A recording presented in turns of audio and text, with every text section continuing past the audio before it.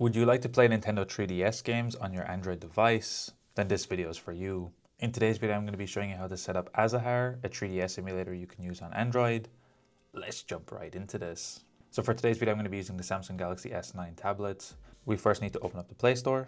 We're going to be coming to the search here on the left, and we're going to be searching for Azahar. Once we find it here, we're going to be clicking the install button, and we're going to be letting that install. While we're on our Play Store, we're going to be coming back to the top left here, and we're also going to be searching for ZArchiver. And this is an application I'd recommend having on your Android device regardless. We're going to be using this to extract games a little bit later on, but it is a good file management tool to have on your Android device as well.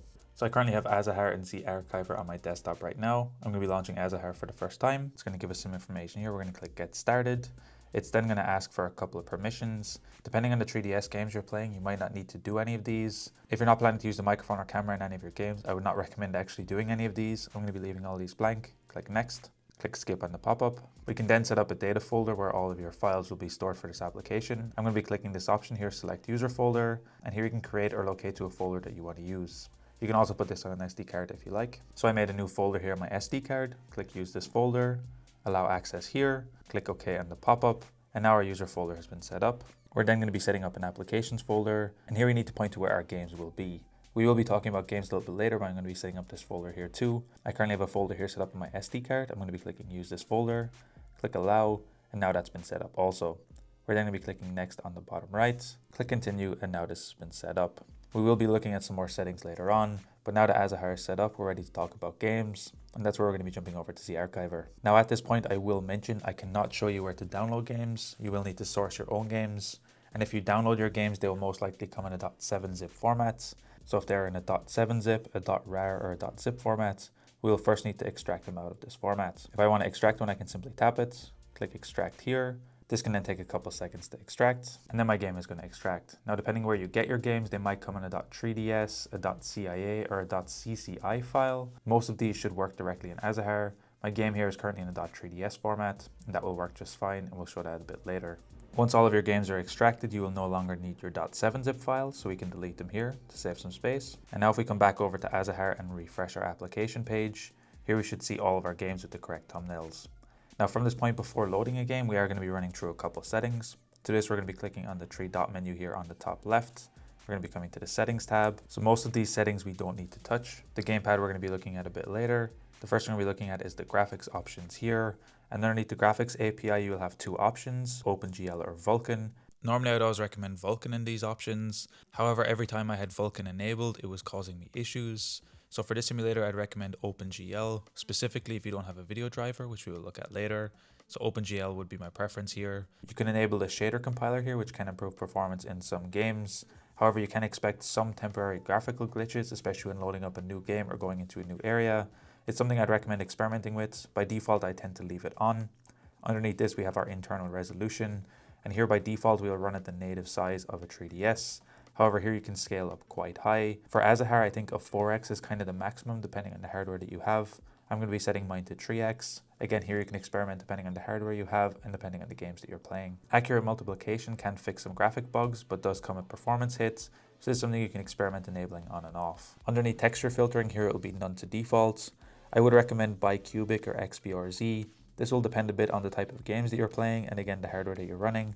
I'm going to be setting mine to BRZ, and everything else here you can leave alone. We're going to be coming back out of here. We're then going to be coming to the layout option, and the first thing we can take a look at here is the screen orientation, and by default it will be automatic. However, if you would like to lock it in a landscape or portrait position to ignore the actual rotation of your device, you can do that here. I'm actually going to be forcing mine in landscape because I like to run my games like this. We're going to be looking at these more in detail later when the device is open. We're then going to be clicking back on the top left, and then we're going to be talking about the gamepad. Now this simulator will support pretty much any controller you connect to your Android device. For today's video, I'm going to be connecting up an Xbox One controller. I already have it connected to my device, so I'm just going to be turning it on. And then what we can do is go through and map each one of these buttons. What you can do is click on a button you want to map, for example, the A button. I'm going to be mapping that to a button on my controller, and it will show the button that it's mapped to. You need to go through each of these and map your buttons. I also wanted to make it a bit explicit when setting up your thumbsticks. Underneath circle pad, we should use our left stick, and we only need to do the horizontal and vertical axis here. So on the vertical axis, we need to move our left stick up, and the horizontal axis, we need to move our stick to the right. For the C stick, it will be the same, to the right and up. So you do not need to move it to the left here to bind that. Only the up and the right will be required.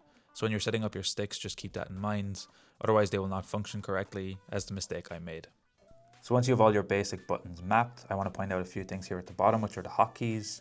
Here, if you have extra buttons on your controller, you can set up a couple of additional hotkeys, for example, swap screens, turbo speed, and a few other things. These are nice things to keep in mind if you do have some extra buttons. However, for a base controller setup, this is what you need to do. If you've gotten this far into the video, I'd ask if you can hit that subscribe button. We're trying to hit 50,000 subscribers by the end of the year, so I'd really appreciate it if you can hit that button. Let's jump back to the video.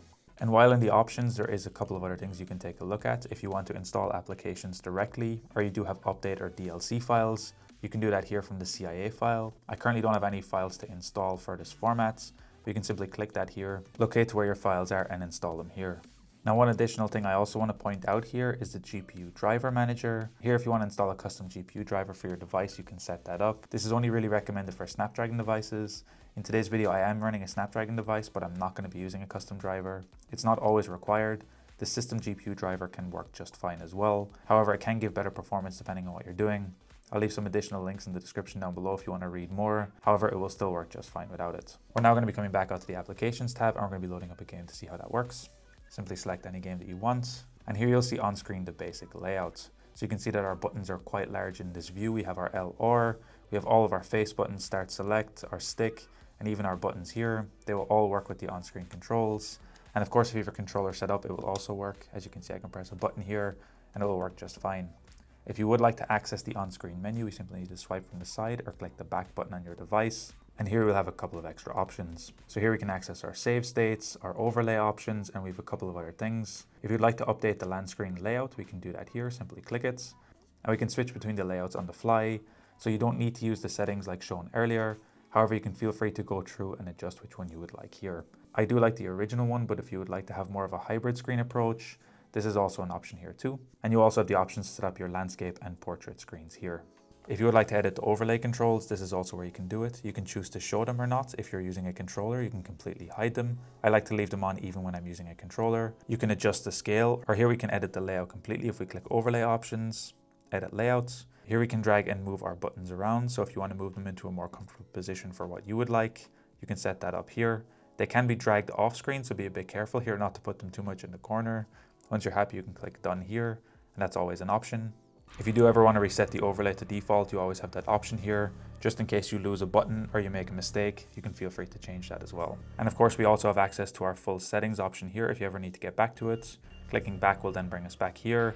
And just like that, we've set up and we're playing 3DS games directly on our Android device. If you guys enjoyed this video, be sure to drop a like. Subscribe if you're new, check out the other videos on the channel. Until next time, guys, as always, keep it saucy. Peace.